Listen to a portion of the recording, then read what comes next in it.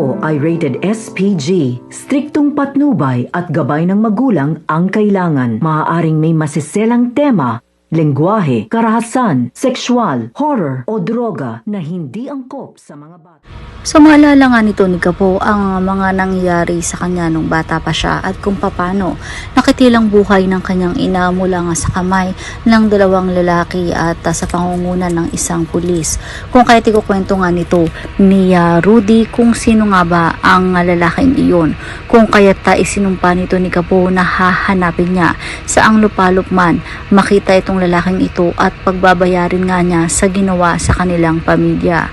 Samantala, ito namang si Victor ay tinatanong itong si Mariano kung nakilala na ba kung sino yung lalaki na nakasagupa niya sapagkat dito siya galit na galit at ito ang may kagagawan kung bakit siya nahuli nila Samantha.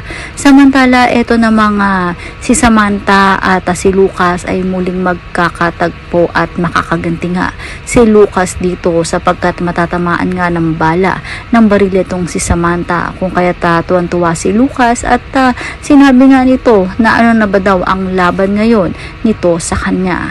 Habang ito namang si Gabo, habang siya ay nasa motor ay may nakita siya na matanda at bata na pinagtutulungan ng mga lalaki at tandang-tanda niya ang kaganapan nung siya ay bata pa kung kaya't dito mabubuntong ang galit nga nito ni Gapo at talagang kakalabanin niya ang mga lalaking ito at agad-agad niya natutulungan etong babae na maidala sa ospital ng agad-agad upang maisalba ang buhay nito.